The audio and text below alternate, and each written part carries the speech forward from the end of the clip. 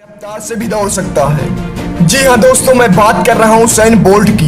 पर दोस्तों, आपको ये जानकर हैरानी होगी कि जिस गांव में उसैन बोल्ट का जन्म हुआ था, उस गांव में ना ही बिजली थी और पीने का पानी भी ना के बराबर था, और उनका परिवार भी बेहद गरीब था। इसके बावजूद भी उसैन बोल्ट ने 3 ओलंपिक में 8 गोल्ड मेडल जीतकर ये साबित कर दिया कि अगर आपके अंदर दिल से कुछ कर जाने की ख्वाहिश है तो इस दुनिया में कुछ भी इम्पॉसिबल नहीं है। तुम्हें कोई नहीं रोक सकता, ना तुम्हारी बुरी परिस्थितियां और ना ही तुम्हारी गरीबी। दोस्तों, उसैन बोल्ट कहते हैं कि आज मैं जो कुछ भी हूँ अपने कोच मिल्स की वजह से हूँ, क्योंकि उन्होंने ही मुझे एक लड़खड़ाते हुए तुच्छ से स्प्रिंटर से एक वर्ल्ड चैंपियन बनाया है, जिसका आज भी पूरी दुनिया गुणगान कर रही है। क्योंकि जब उसैन बोल्ट रनिंग की ट्रेनिंग करते थे तो वो कितनी अच्छी रनिंग क्यों न कर लें, पर जब वो अपने कोच से पूछते थे तो उनके कोच कभी भी ये नहीं कहते थे कि इस बार तुमने काफ़ी अच्छी रनिंग की है। वो हमेशा कोई ना कोई कमी निकाल कर बोल्ट को और बेहतर करने के लिए बोलते थे। शायद एक कोच का यही काम होता है। उसैन बोल्ट के कोच मिल्स ये भी कहते हैं कि अगर आपको लंबा जीतना है तो सबसे पहले आपको छोटी छोटी हार को स्वीकार करना होगा, उन्हें पहचाना होगा, मतलब उनसे सीखना होगा। इसके बाद ही आप एक चैंपियन बन सकते हो। जब 2004 के ओलंपिक में घुटनों में इंजरी होने की वजह से उसैन बोल्ट को ओलंपिक में पार्टिसिपेट करने से मना कर दिया था, वो बिना दौड़े ही हार गए थे। पर उसैन बोल्ट को अपने कोच मिल्स की बात याद थी कि एक दिन चैंपियन बनने के लिए छोटी छोटी हार का सामना करना ही पड़ता है, और वो बिना कुछ सोचे ही अगले ओलंपिक के लिए तैयारी करने लगे। एक बार उसैन बोल्ट से किसी ने ये पूछा कि आप स्प्रिंटिंग को कितना आसान बना देते हो।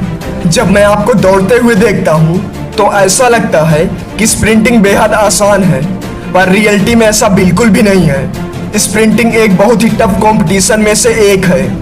इस पर उसैन बोल्ट ने कहा, मैं आज जहाँ पर भी हूँ मुझे यहाँ तक पहुँचने में काफ़ी मेहनत लगी है, बहुत ही ज़्यादा हार्ड वर्क और कठिन ट्रेनिंग करनी पड़ी है।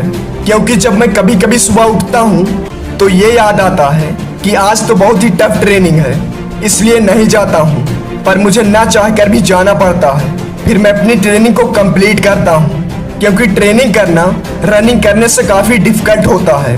फिर भी मैं अपनी ट्रेनिंग को कभी भी मिस नहीं करता, और शायद इसी वजह से उसैन बोल्ट 9 साल तक टॉप पर रहे।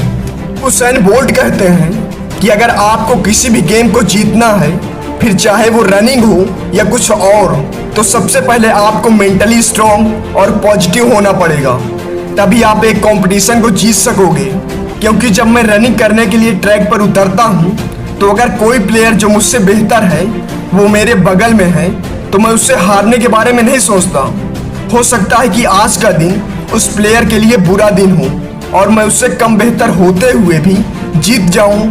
इसलिए मैं हर एक कंपटीशन में अपने माइंड को पॉजिटिव और स्ट्रॉन्ग रखता हूं, और एक खिलाड़ी की जीत के लिए ये बहुत ही ज़रूरी होता है। दोस्तों, अब हम बात करेंगे उसैन बोल्ट के बारे में कुछ ऐसी बातें जो शायद ही आपने सुनी होगी। आपने उसैन बोल्ट को कई बार इस पोज में देखा होगा। ये उसैन बोल्ट का विनिंग पोज है। वो किसी भी कंपटीशन को जीतने के बाद कुछ इस प्रकार पोज करते हैं, और ये उसैन बोल्ट का विक्ट्री पोज है। और इस पोज के लिए उसैन बोल्ट आज भी काफ़ी फेमस है। बीजिंग ओलंपिक 2008 में उसैन बोल्ट ने 100 मीटर की रेस को 9.69 सेकंड में जीतकर रिकॉर्ड ब्रेक किया था। पर रनिंग करते समय उनके शू लेस ढीले थे।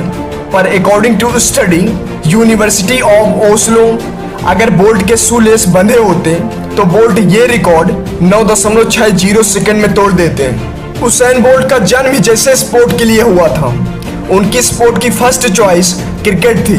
बचपन में वो अपने भाई के साथ गांव की गलियों में क्रिकेट खेला करते थे, पर अपने क्रिकेट कोच की सलाह पर उन्होंने रनिंग करना स्टार्ट किया और उसी में अपना करियर बनाया। उसैन बोल्ट कहते हैं कि अगर आज मैं एक स्प्रिंटर ना होता तो एक बहुत ही अच्छा बॉलर होता।